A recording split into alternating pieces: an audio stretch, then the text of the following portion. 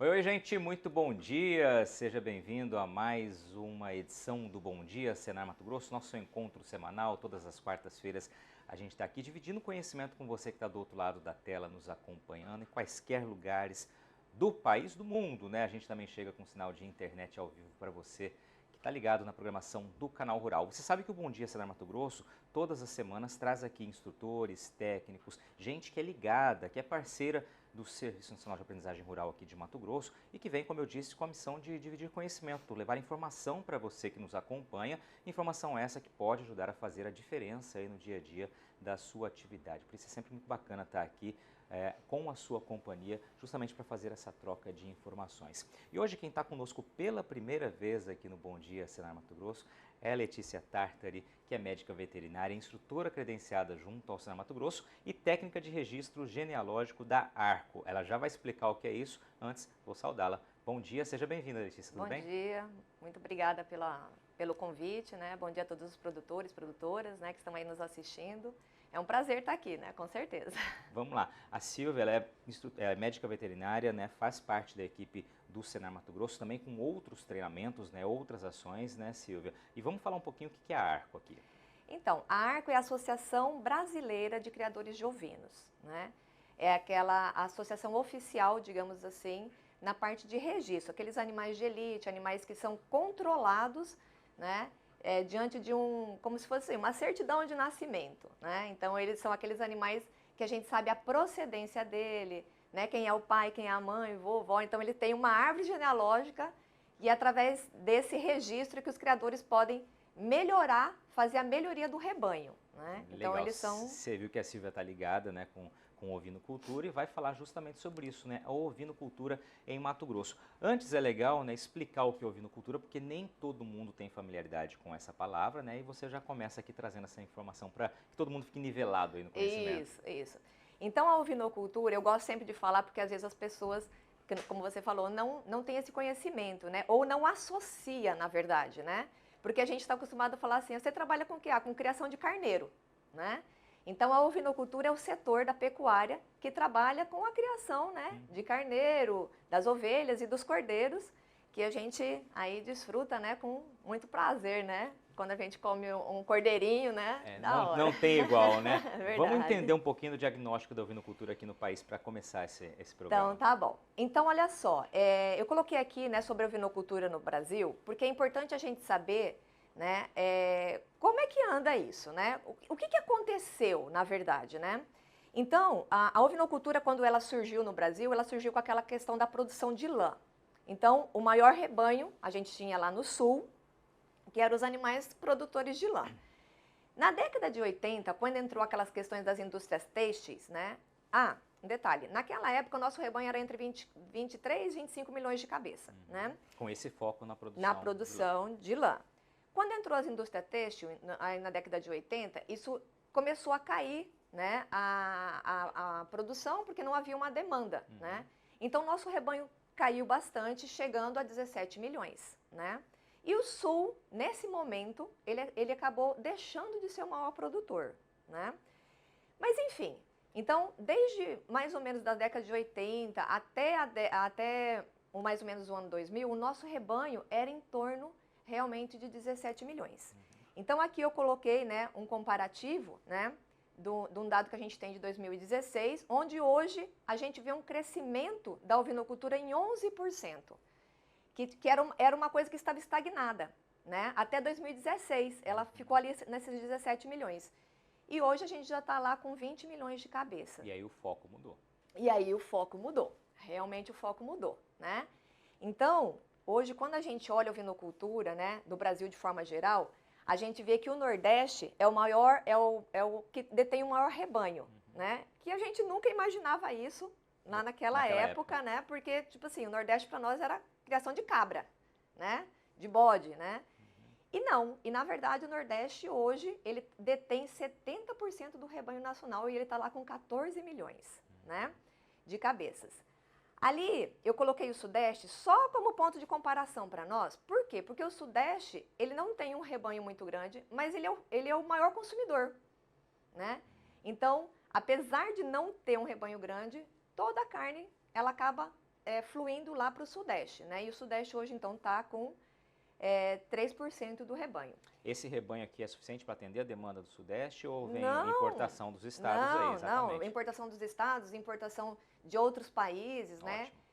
Nós não conseguimos manter a nossa demanda, né? Então, a gente importa muito produto, né?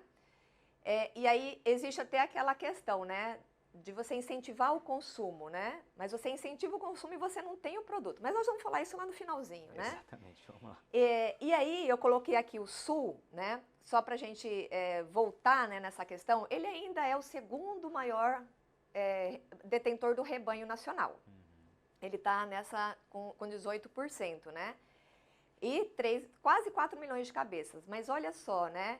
Em relação a 2016, ele caiu 5%, né? Ele mudou o foco da lã para a carne, né?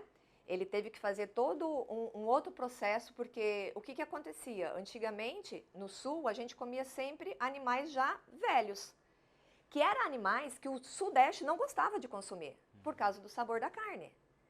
Entendeu? Então, porque o foco era lã. Hoje não. Hoje o foco é a carne. Então, animais jovens, né? O cordeiro, né? Que a gente fala, né? Mas mesmo assim, o Sul acabou tendo uma queda de em comparação a 2016 de 5%, né? Perfeito. Buscando outros focos. Então, aqui eu coloquei o efetivo geral, né? Do rebanho, onde a gente observa realmente, né? O Nordeste com 70% do rebanho, o Sul com 18%. O Norte, e o Sudeste estão ali entre 3 e 2%, e o Centro-Oeste com quase 5% do rebanho, né? Então, entre as outras regiões, nós estamos ali colocados em terceiro lugar, né? No ranking do rebanho, né? Geral, perfeito, com 1 milhão de cabeças. E a participação de cada estado do Centro-Oeste, vamos ver adiante. Ah, ok. Então, olha, aí eu coloquei aqui por separado do Centro-Oeste, né? Que seria ali o nosso foco, né? Então, o Mato Grosso hoje, segundo os dados do IBGE, tá? Ele está com 461 mil cabeças, né?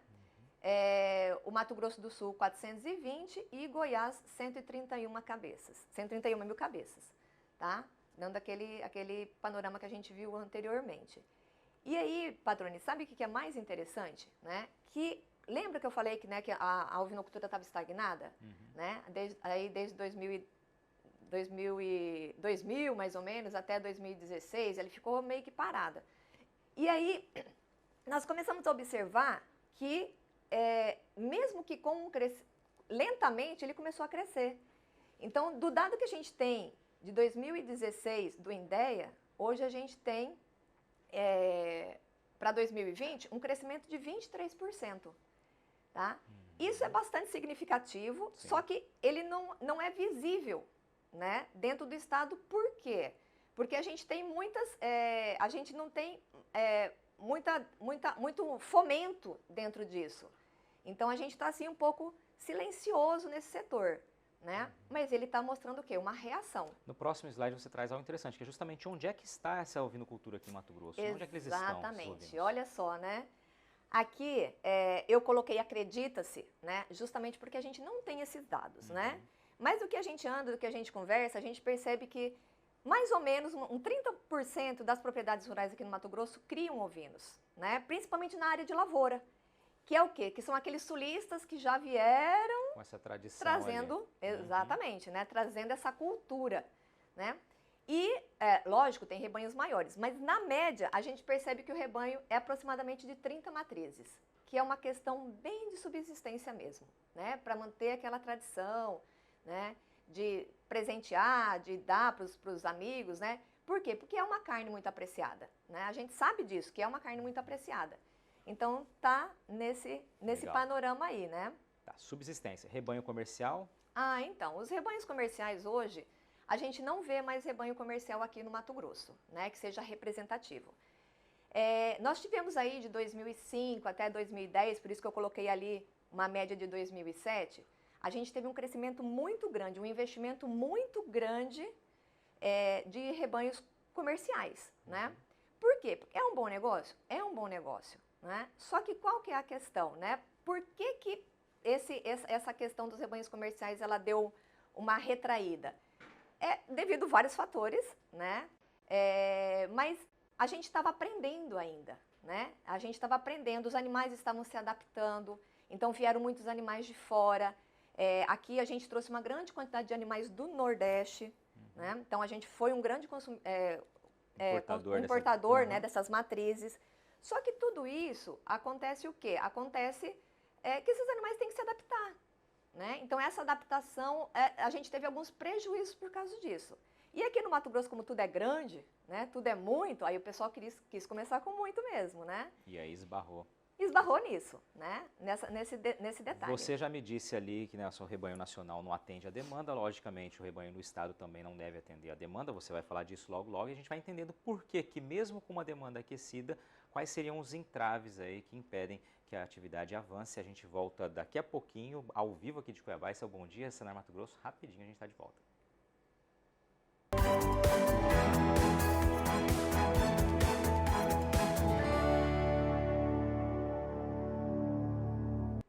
Estamos de volta ao vivo aqui de Cuiabá, estúdio do Canal Rural Mato Grosso. Esse é o Bom Dia, Senar Mato Grosso. Hoje falando sobre a ovinocultura aqui em Mato Grosso. A gente já trouxe um panorama da ovinocultura no país nos últimos 2, 3 décadas. Focamos aqui na região centro-oeste e em Mato Grosso. Quem está trazendo essas informações para a gente é a Silvia Tartari, que é instrutora credenciada junto ao Senar Mato Grosso. E no bloco anterior você disse, né? Agora vamos falar sobre os desafios que impedem que a ovinocultura aqui em Mato Grosso cresça a passos mais largos e seja suficiente, por exemplo, para atender a demanda. Silvia, vamos entender como você classificou aí os principais pontos. Ok, eu coloquei aqui, no caso, 5 pontos, né? É lógico que existem outros, né? Mas eu acho que, assim, sempre é aquilo que vai impulsionar, né? Que pode trazer um diferencial para nós, tá? Então, o primeiro tópico que eu coloquei aqui foi a desinformação e levantamento de dados, tá? Por quê? Porque toda vez que um produtor, ele pensa, ou qualquer pessoa, né? Pensa em fazer algo, a primeira coisa que ela vai fazer é correr atrás de informações, né? E o lugar que ela vai é aonde? Internet, né? Então, hoje, quando a gente busca essas informações, porque, detalhe, né? Porque ele quer saber se é interessante ou não ele entrar na atividade. Viabilidade ali, né? Exatamente. Então, ele vai atrás disso. E hoje, quando a gente fala de ovinocultura no Mato Grosso, a gente tem pouquíssimas informações. E as informações que a gente tem estão muito defasadas. Então, é importante que o produtor tenha essas informações mais atualizadas para que ele possa se dar conta, né, do que é esse negócio, né? Se é um negócio bom, se é rentável. Então, eu falo que seria muito importante a gente valorizar as empresas de pesquisa e pedir para elas colocarem um foco na ovinocultura, né? Hoje a gente vê que as universidades, elas estão, né, aqui no Mato Grosso, elas estão com esse foco, eles têm um carinho especial pela ovinocultura. Isso é muito bacana. Então eu acredito que daqui um tempinho a gente já vai começar a ter essas informações. Mas estava adormecido, né? E isso é ruim para o setor, né? Sempre é bom o quê? É o movimento, né? Quanto mais informações tiver, é melhor, né? Então, essa eu coloquei como sendo a primeira entrave. Isso. Ótimo. Tá? Como segundo entrave, eu coloquei a mão de obra interessada. Né? Eu nem coloquei especializada, porque eu acredito sempre assim, olha, que quando a pessoa quer, ela vai atrás. Né? A gente tem como especializar essa mão de obra. O Senar tem cursos para isso, né? Então, está à disposição das pessoas interessadas. Só que as pessoas não têm interesse, né, na criação. Algumas porque acham que dá muito trabalho, o outro é porque fala assim, não, eu gosto de trabalhar com gado, trabalhar com carneiro é como se ele se sentisse rebaixado. E ele não sabe a joia que ele tem na mão, né? Porque é um produto muito valorizado. Então, quando ele descobrir isso, ele vai ver, né, que ele podia ter investido, ele podia ter se capacitado melhor antes, né? Então, a gente tem essa dificuldade, né? As pessoas interessadas em trabalhar.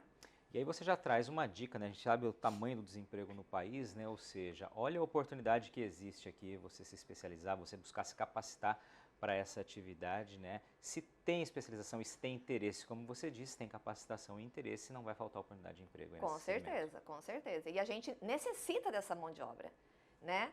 Quando você fala assim, e aí? Ele fala assim, a minha dificuldade é essa. Então, a gente precisa realmente de pessoas interessadas em trabalhar com a ovinocultura. Ótimo. Né? O terceiro que eu coloquei aqui foi a união da cadeia, né? Por que que eu acho interessante? Porque quando a cadeia se une, os produtores se unem, o que que acontece? A gente otimiza resultado, Sim. né? Um auxilia o outro, a gente reduz custo, a gente consegue ganhar padrão, ganhar qualidade.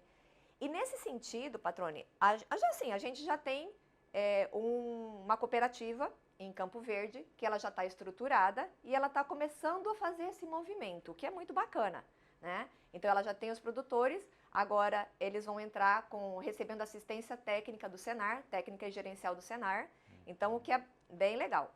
E o que que acontece, né? Como nós somos pequenos, a gente precisa dessa união para poder o quê? Tornar viável o envio desses animais, né? Porque eu falo assim, gente, não precisa criar muito, a gente precisa se unir para ser forte, né? Então eu vou trazer aqui só alguns exemplos, né? Que eu observei, né? Que como funciona, por exemplo, no Uruguai. O Uruguai são, assim, médias produções. Quando eu falo médias, tipo assim, 100, 200 matrizes. E como é que funciona lá? Eles têm a Secretaria de la Lana, né? Que é uma secretaria que trabalha com os ovinocultores. E lá funciona da seguinte forma: tem as propriedades, o técnico da secretaria, ele pega uma linha, né, de várias propriedades, e ele vai passando nas propriedades, selecionando os animais para abate. Pode ser que numa propriedade tem 5, na outra tem 10. Daqui uma semana o caminhão passa recolhendo tudo, certo? Na outra semana o técnico volta, seleciona mais 4, 5, conforme tem, e passa de novo, recolhendo na outra semana, tá? Então, lá funciona perfeitamente assim. Aqui, isso seria um pouquinho inviável, no caso para o frigorífico, que ele que teria que fazer isso. Fica inviável. A gente já está encontrando outros exemplos, né? E eu vou citar aqui, porque eu acho que é um exemplo interessante, que é do Mato Grosso do Sul. Eles criaram, junto com a Embrapa e a Defesa Sanitária lá, o órgão de defesa sanitária, eles criaram as propriedades de descanso de ovinos para abate. Como que funciona isso? O produtor tem os seus cordeiros prontos para o abate, ele manda para essa propriedade vai reunir de outros produtores, certo? E o caminhão do frigorífico vem e carrega essa carga para levar. Porque como as nossas distâncias são muito grandes, ficaria inviável para o caminhão vir pegando, né? Por causa do custo do frete, de tudo isso. Então elas vão estar se reunindo dentro de uma propriedade, essa propriedade é cuidada, inspecionada, tudo certinho, né? Cuidando da questão sanitária, cuidando da questão do bem-estar animal, né? E aí o frigorífico vem e carrega e leva para o seu destino. Qual é a vantagem disso? É bom para o frigorífico, que baixa seu custo, é bom para o produtor, porque se o frigorífico baixa o custo, ele pode pagar melhor, né? E é bom para o consumidor, que vai ter uma carne de qualidade. Então, a gente tem alternativas, né? Se a gente pensa assim, não, só eu tenho que criar muito, eu tenho que ter muito para ser viável. Não, a gente tem que unir e encontrar soluções, mesmo para pequenas propriedades, para pequenas esse gancho, Mato criações. Grosso, eu não sei se você tem essa informação, mas já um número grande de produtores participa desse projeto em Mato Grosso do Sul? Eu não vou saber te falar qual é a quantidade, Sim. tá? Mas já tenho, se não me engano, né, três propriedades de descanso, né? Pela pesquisa que eu fiz. Ótimo. E que eu, né? Mais ou menos isso. Ou seja, mas é um exemplo do que pode aí, uma solução, uma alternativa. Exatamente, porque se a gente for pensar no Nordeste são todas pequenas criações. E dá certo. E dá certo. Vamos para o quarto tópico aí. Né?